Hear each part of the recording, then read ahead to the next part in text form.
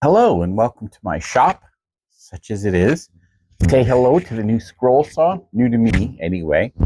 I picked it up for a pretty good deal on Facebook Marketplace. It is a Delta, and along with the drill press, I seem to be inadvertently becoming a Delta tool guy. Your worst fates in life. Um, this is going to be kind of a wrap-up review video for the coat rack that I built. What did I get right? What did I get wrong? What, most importantly, what lessons can I learn? First of all, I'm really pleased with the overall design. Now that it's finished, I'm really happy with its form and functionality. Um, I think it looks nice. I really like it. I'm very happy with it. Um, I I kind of knew from the start that it was going to need cross braces put in on the sides, the diagonals for some rigidity. I should have incorporated those in the design from the beginning. I don't know why that I didn't. I ended up putting them in after the fact, which is kind of clumsy. It made it much harder to cut them and put them in. If I had incorporated it from the start, I could have put them in while I still had the sides separate and sitting on the workbench. It just would have been easier and more precise. So lesson learned and a bit of a reminder that I need to incorporate things like that if I'm going to design something like this. My joinery and cutting is still inconsistent. I'm not going to call it bad because some of the joinery and the length cutting was really good. It was spot on, nice and tight. Some of it was not. I'm going to put some pictures up here. I need to work on my consistency in that. Obviously, since some of the joints came out really good, I can do it. It's just a matter of getting the right habits, practices in place, so I always do it. A little bit of glue cleanup mess. I need to be more mindful of that. Not a huge deal, but on finished pieces, it is a huge deal, actually. Yeah. Some areas where the wood was splitting that I didn't notice until I had things assembled. For this piece, for me, it's fine. The part where it's really bad is where the shoes are going to sit anyway. So I don't think it's going to be a problem. It's a flake coming off. It's not the wood splitting all the way through. But I need to do a better job inspecting the pieces before I do assembly. A couple of spots where I had clamp marks. Pine is a soft wood, but again, I need to be mindful about stuff like that. I think this was on the spot where I had to do a repair, which I'll get to in a second. Or you know what it was also, I was short on clamps. So I had to use my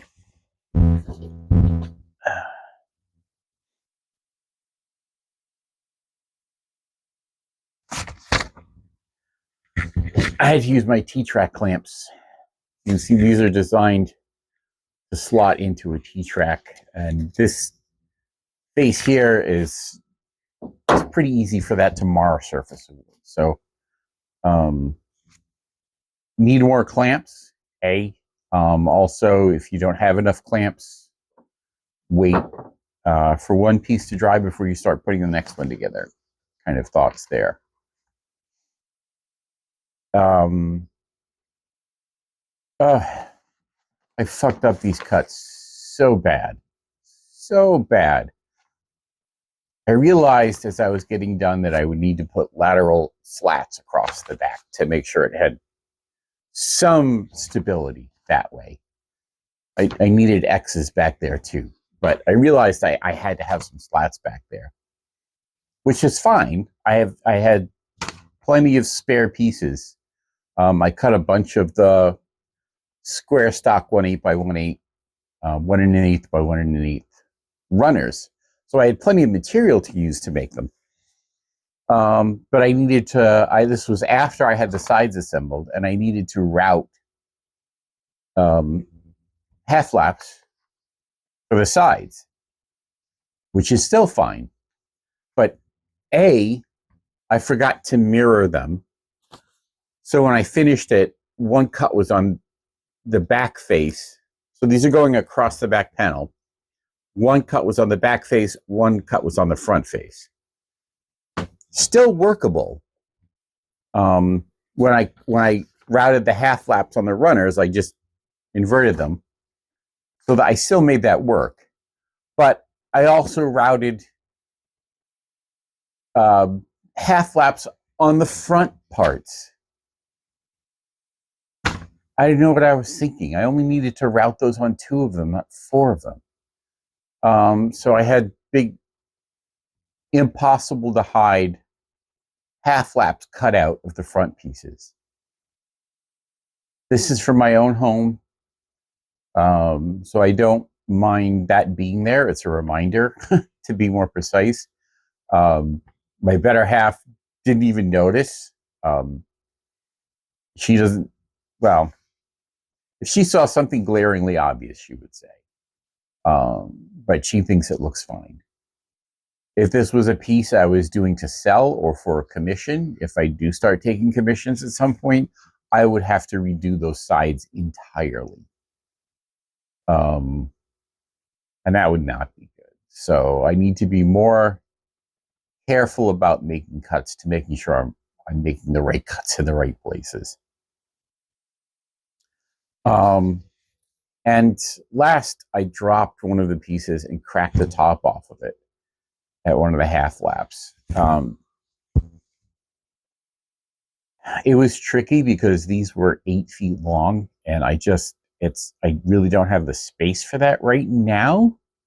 Although, if I can clean some tote bins out of here, I've got a big pile of scrap wood that's in the way.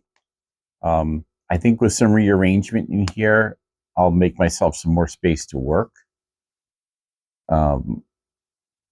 So that's partly being mindful of how much space I have and not working on pieces that are too big, and also being more careful when I'm handling things that are potentially delicate and can crack if they fall and hit the ground, which this one did.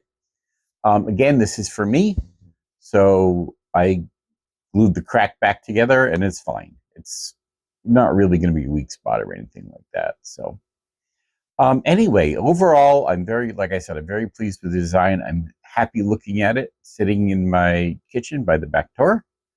So that's all cool, but this is a learning journey. And if I don't look back on what I've done and figure out what I can learn from it to improve, then there's no point to doing any of this. So anyway, thanks for tagging along. I'm not sure what the next project's going to be, but you'll find out with me.